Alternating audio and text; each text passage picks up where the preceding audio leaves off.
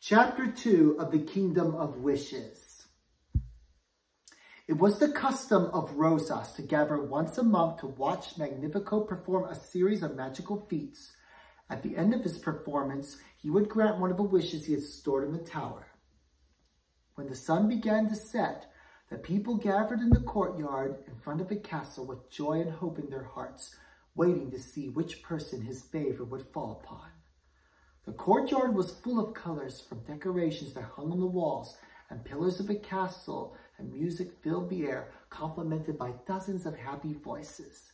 While most of the adults were whispering to each other in groups, the children's cries and cheers were deafening. And no wonder, for the magic that took place here every month gave them hope that one day they would be the ones to step onto the wide stage in front of the huge gate of the castle, bow to the king, and be granted a piece of his magic that fulfilled their most secret desires. However, it was a different experience for Asha. After her interview, she didn't believe she or her mother would have a chance of having their wishes come true, regardless of what the king said. She stared listlessly at the white tiles covering the courtyard, wondering what would happen next. She must try to fulfill Sebastian's wish with her own strength. That much was clear. But how? By magic?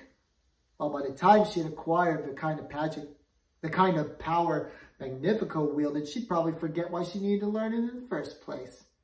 And what about Sebastian? He probably wouldn't even live to see it. Asha! Someone in the crowd called to her. It was her mother, Sakina, and her brother, Sebastian. Asha, we were afraid you wouldn't make it, said the mother. I say, is something wrong? No, said Asha, everything's fine. I just didn't get the job. Oh, I'm sorry. Still, the fact you were considered is a great honor.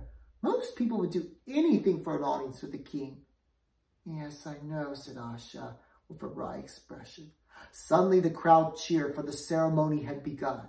Magnifico leapt onto the stage and charmed everyone with his charisma. His performance was the same as always, full of vigor and dramatic flourishes. He ran up and down, making all kinds of symbols and gestures with his hands, after which the crowd was showered with sparkling diamonds from a blue mist, and the sky lit up with an explosion of fireworks. And that smile of his didn't disappear for a moment. And why would it? For he was the embodiment of fulfilled wishes. He brought joy and represented something unattainable for the people, and he was fully aware of it. Yet in Asha's mind, he didn't appear special anymore. All his light tricks and games were simply a display of arrogance. Why didn't she notice it sooner?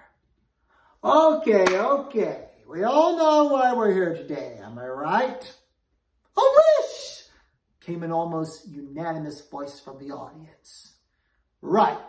And today it will be something special. Something unusual. Today we will grant the wish of someone who is extremely patient. Sakina smiled and held her children close. Asha's heart ached at the sight. Today it will be Sonia Oswin. From among the crowd came the cry of a woman whose name Magnifico had just spoken. She ran to the stage and waited for her little miracle. Yes, Sonia, starting tonight you will be sewing the most beautiful garments in all of Rosas. As he spoke, he conjured a long red ribbon that wrapped itself around Sonia and then rose into the air and transformed itself into a pair of golden scissors. But Asha paid no attention to it.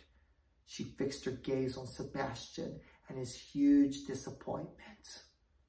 The light that had previously shone in his eyes was now gone, and a shadow covered his face.